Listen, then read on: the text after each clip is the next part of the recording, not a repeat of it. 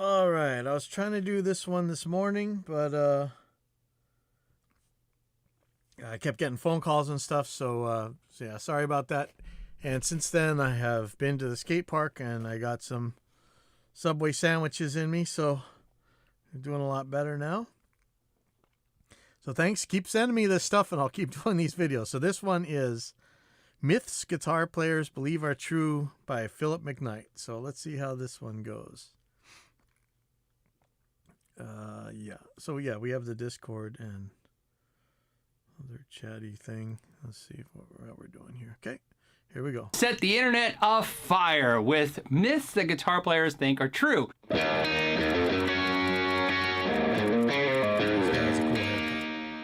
Obviously, a lot of people are going to have some strong opinions about these myths, whether they're for them or against them. But please understand, the information I'm presented with a lot of companies, and although I've gone to great at, everybody's going to have a different opinion about this. To hear your thoughts on, you should never handle a hot ball that you agree with or disagree with.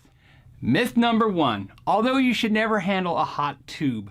The myth is that guitar players believe that if you touch the tube with bare hands, the oils from your skin or dirt will get on the glass, and when you plug in the amp, it could cause the tube to crack or break or be damaged. That's not true at all. In fact, most amp builders, whether they be small boutique builders or manufacturers, when I talked to them, stated that they don't use any special gloves or cloths when handling the tubes, that they handle the tubes with their bare hands and there isn't an issue. Now, sometimes they may wipe the tubes down when they're done, obviously because it will make them look better since it's a new amplifier. So why is the myth if you touch a tube, it can be damaged? Well, the belief of most of the amp manufacturers I talked to was because you can't touch halogen light bulbs. There is a disclaimer on halogen light bulbs that says, please do not touch the bulbs, that the oils in your skin will cause the bulbs to heat uneven. Were there halogen, like, I mean, we didn't have like the headlamp kind back then, did we? When tubes were made? Is our old car headlights that same kind of thing? I don't know. Now, that has nothing to do with tubes, but they believe that that kind of information got moved over to the tube world. But like all myths, there's probably some truth to this. So if you were to use a cloth to handle the tubes and plug them in the amp, no one believes that would be bad. So if you decide to err on the side of caution, you're fine. But more importantly, if you touch a tube and then you realize a couple days later that you didn't wipe it down, don't freak out. There's nothing to prove that you've damaged the tube. Myth number dos. Probably the most controversial of all the myths today. Shipping guitars in tune will damage them. First of all, after talking to many manufacturers in the US, they have all stated they ship guitars in tune. In fact, shipping guitars in tune is not only exclusive to manufacturers, stores that set up guitars tend to ship them in tune as well. So why is the myth that shipping a guitar in tune will damage the guitar? Well, there's a bunch of reasons this myth exists, and let's go through each bullet point. First, there is the pressure change. You should worry about your guitar because it's going to change pressure or climate change. Well, a lot of that myth had to do with airplanes. In other words, if you're shipping your guitar and it was going to be shipping through an airplane and it was stored underneath the plane, it would be in an unpressurized part of the plane, and therefore there would be a huge change. After talking to a couple airlines, they all stated that the entire plane is pressurized now. You're not going to see a whole lot of luggage in an unpressurized cabin. Now, that is not exclusive to airlines, because what if you ship it across like a country or from country to country, and obviously you're going to go through huge climate changes? Well, to be honest with you, again, it's not a huge factor on the guitar. Guitar necks are stronger than they look. They can actually take a lot of abuse. So let me give you an example that I thought was really interesting. What if you took a Fender Stratocaster or Les Paul and you tuned it up with 12 or 13 gauge strings to standard pitch, but then loosen those strings a little bit for shipping? Well, that wouldn't be much different in tension than a lighter gauge set. So you could easily argue that shipping a guitar in 12 gauge or 11 gauge strings, down tuned slightly, is no different than shipping a guitar in tune in 9 or 10 gauge strings. So technically, there's not a huge variance there. But why does this rumor exist when there's one huge glooming fact? The majority of all guitars are shipped in tune. In fact, it's really common, so common that if it was such an issue, we would see way more guitars that are destroyed from being in tune. Well, a lot of it has to do with the belief of rumor number 3. A lot of guitars that are shipped arrive and the headstock is broken. But that is because usually of something totally different. First of all, the most susceptible guitar to breaking, as we all know, is most likely going to be the Gibson guitar because the headstock has a 17-degree angle. Now, what does that mean? Well, it means when you put the guitar in a case, or even worse, a gig bag or nothing at all, and it is shipped, it means the top of the headstock and the body are touching a surface. And when it receives impact from the top of the guitar, that force on the neck pushes the neck down and can snap the headstock off. And that starts the belief that it must have been the strings, because when you open the case and you see the headstock cracked and you realize that it didn't get impacted from the top of the headstock, you must assume that the strings must have broke the neck off. Well, that's not true at all. Like I said, it's the damage from the side strike. So in this myth, the question is it a bad thing to ship a guitar not in tune? In other words, detune it. And the answer is no, it's fine.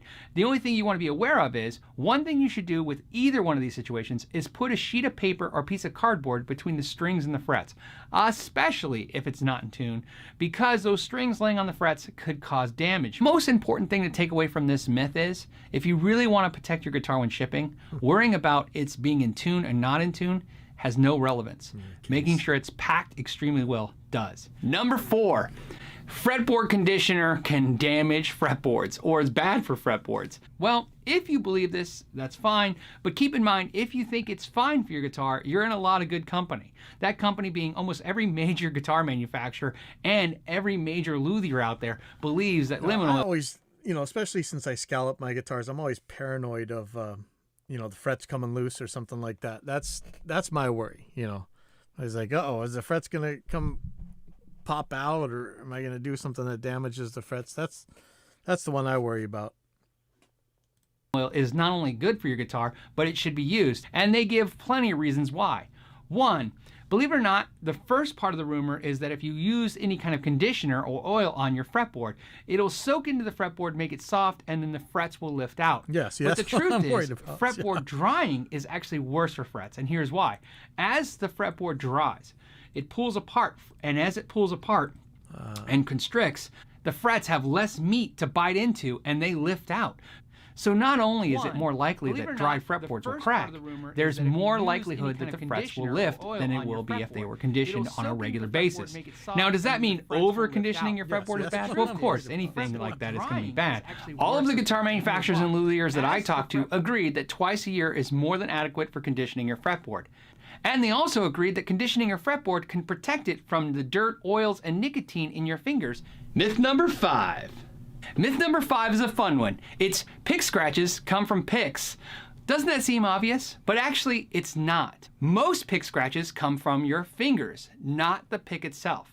And the reason is, it's how we actually hold a pick. Some guitar players use a wide strumming pattern, especially acoustic players. And yes, that pick, when crossing across the strings, can hit the body and need to be protected. However, most guitar players use a technique where they use their pinky, ring finger, and middle finger and lay them across the body of the guitar or a pick guard and anchor it to start picking. I'm looking at all my guitars. This technique is what causes a lot of scratches. The movement of your fingernails across the pick guard or surface of your guitar puts those scratches there. Myth number 6.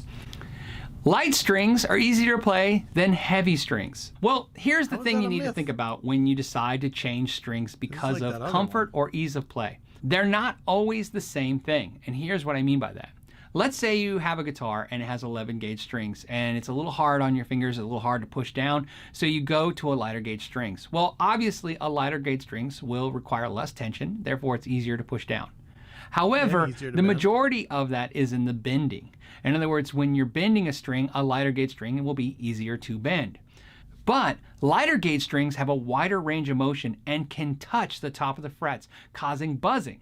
So thicker strings with more tension can... All right, so this is something pretty interesting. I don't know if you guys remember, a couple of years ago, I think it was now, I did a lot of videos comparing string sizes and things. And yeah, the more tension you had, the lower I could actually get the action. So like when I'm playing eights like I play, especially with the low A string, which I should make a lot thicker, but I don't. Yeah, you can't really get it as low as you can on like 10s. That's can be lowered closer to the fretboard and sometimes, by that definition, be easier to play, especially for chords. So before you go ahead and change gauge of strings, sometimes you might want to have your guitar checked out, if you're not familiar with it, by a local repair tech or luthier to see if it's playing its absolute best. The setup on the guitar is more important than just maybe changing the gauge of wire. Well, there you have it. Some myths that guitar players believe are true.